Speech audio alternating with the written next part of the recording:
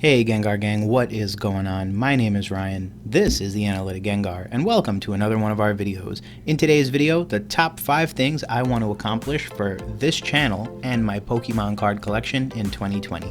So, I figured new year, new me, new video content. Just kidding. Actually, part of the reason that I wanted to do this is that the channel is about 4 months old now. I figured now's a good time to really set some goals, especially since it's January of 2020.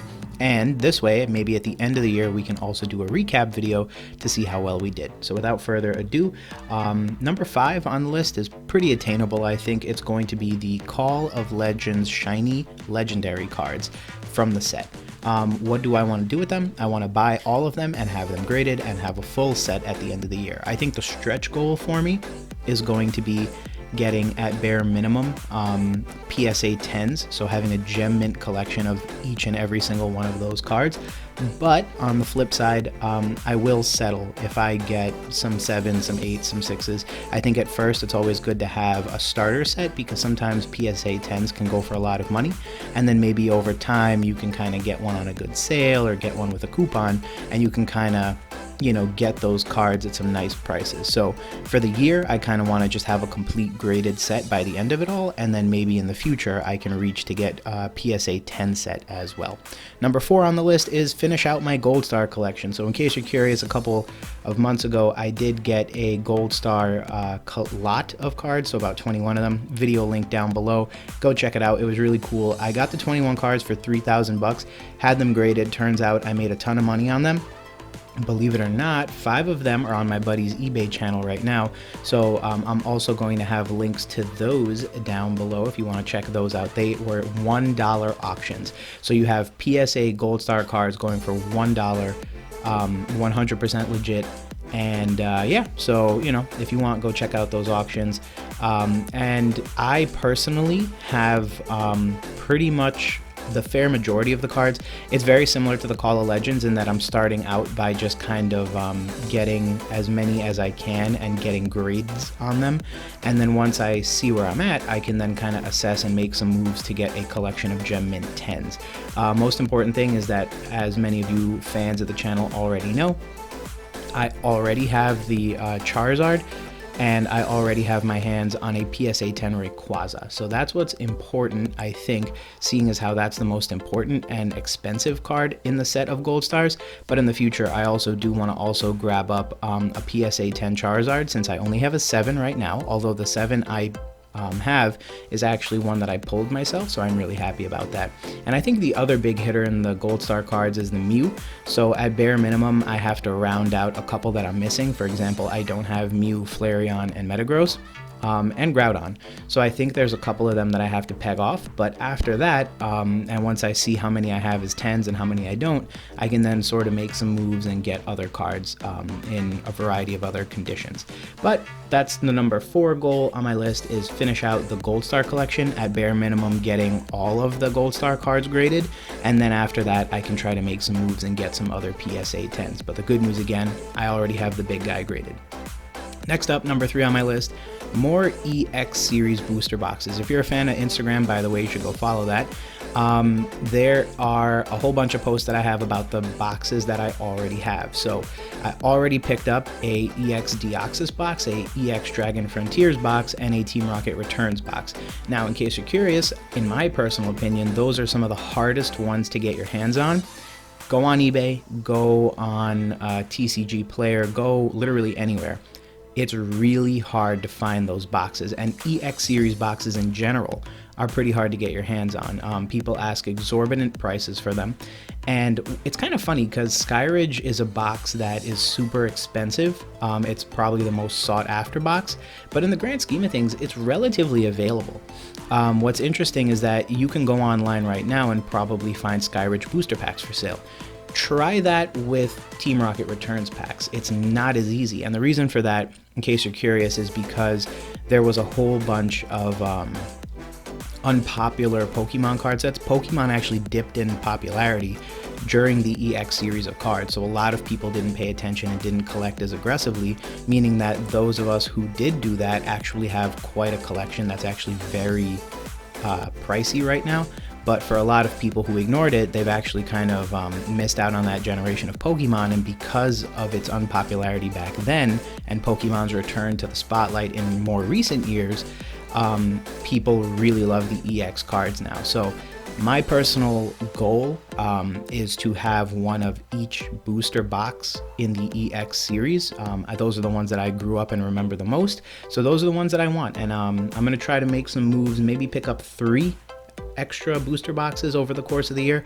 That's an aggressive goal because it's also going to cost a lot of money, but hopefully some boxes go up for auction as opposed to buy it now. Although I would want mint condition boxes, I don't mind a single dent or a single ding here or there. As long as the box is authentic, I think that's what's really most important to me. Number 2 on the list is EX collector boxes. So number 1 and 2 on the list is going to be a little bit more long-winded because the explanation behind why they rank so high is important to me as well. So the first one is any sealed EX product. Like I just said, I'm a big EX fan, and you know, the booster boxes will come with time. I genuinely feel that, because I feel like for the most part it's possible to find them here and there, and if you have the money you can probably pick them up today. The issue is that there are certain sealed products that don't always go up for sale, and when they do go up for sale, it's a big deal. For example, there was these really cool EX collector boxes. They feature the EX Deoxys artwork. If you know me, I'm a huge EX Deoxys geek, so that's that's really the set that I love, and I love the fact that these boxes coincided with that release. So they actually made the same booster artwork the same for the boxes, and that means that it's pretty much a complement to the booster box, to the sealed packs, to the sealed artwork. And in late 2019, I actually lost an auction for 8 of these. Now the thing is that you might see one on sale for $800, like this eBay listing right here. However, I goofed because they had 8 of them for sale. I decided to play it cheap. I was the winning bid up till the last 5 seconds, and I decided to play it cheap thinking I would get away with it. And unfortunately, I got outbid by $42. Now here's the thing, it's not like I bid the maximum that I had. I was trying to, again, play it cheap and thought I was slick, and that backfired on me in the worst possible way. I was really sad for a long period of time, and it's not because I lost, so to say, but rather because these types of items don't go up for sale that often. And what sucks is that it was 8 of them. It was like having a case of booster boxes of Sun and Moon era stuff, but EX series stuff. And I contacted the seller during the auction and I said, hey, what's the deal with this? He said he literally opened the brown box just to ensure everything was in there and take photographs, and that's how he was shipping it to you. So this was literally how a store would have gotten it back in 2005. Now, what's also cool is that the contents of this box are sick. It's 1 Team Rocket Returns pack, 2 Deoxys packs, and a Pop Series pack. So in the grand scheme of things, it's some rare stuff in there as well. And the best part of all of this stuff is unweighed. Believe it or not, I was actually going to do a video, assuming that I won the auction, opening up one of those on the channel. And it sucked, and that's part of the reason why I was sad is because I wasn't able to do that for the channel or for you guys or for anybody. So I really beat myself up over that, but it is my intention this year to not be so cheap. I've gotten into the habit of checking eBay, checking auctions.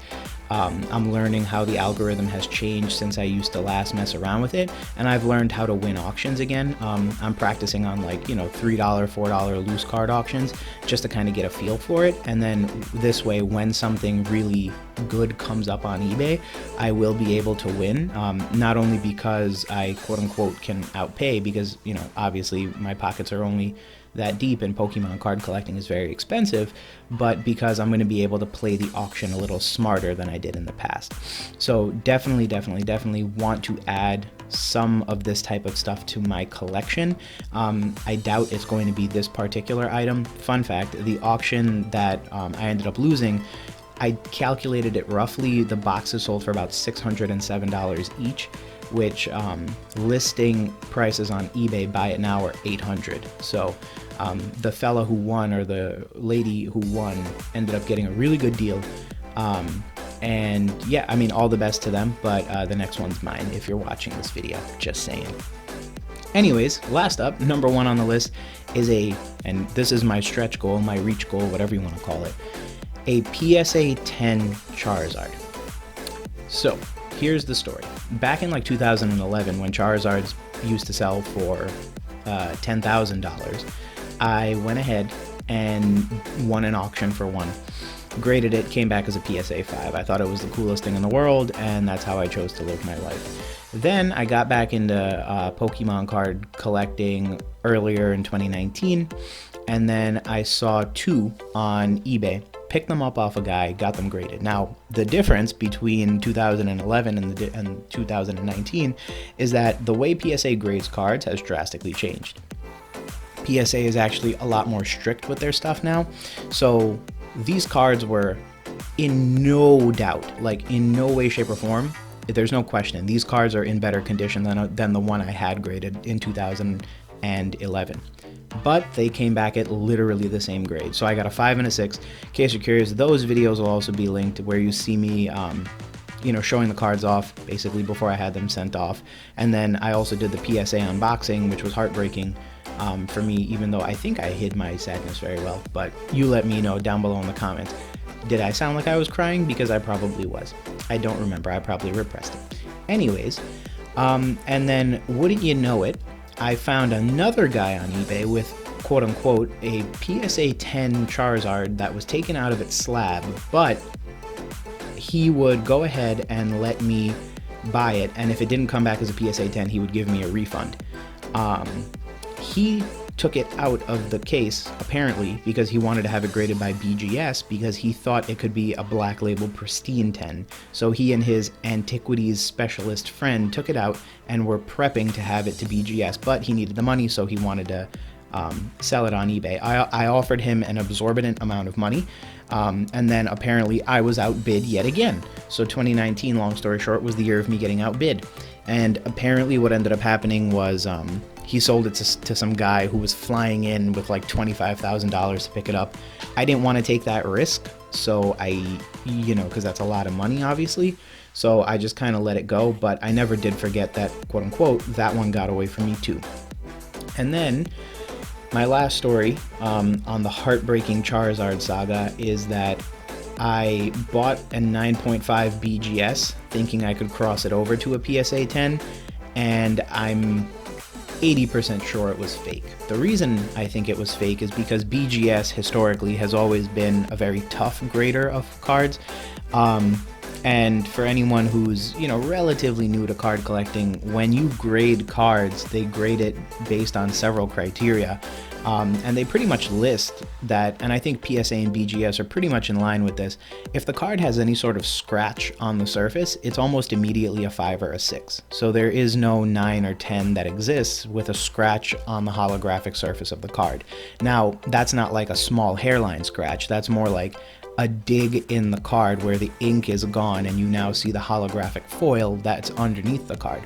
The thing is that the BGS slab that I received from the seller was really dirty, and then on top of that, when I looked at the card under good lighting, I saw a pretty significant scratch in the surface of the card. Mind you, the surface of the card is graded a 9.5.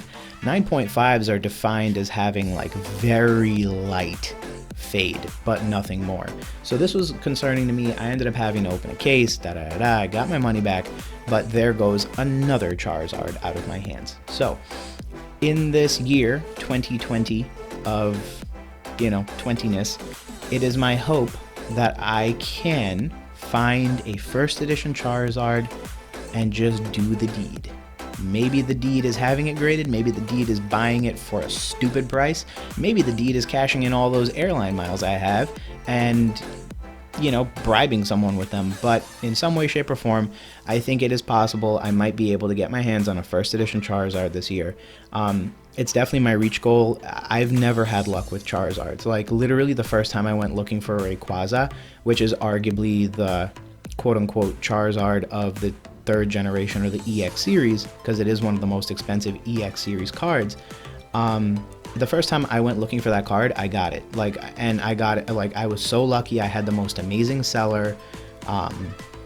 He shipped it from like Singapore, and it got here the next day, and I got it for cheaper than eBay auctions.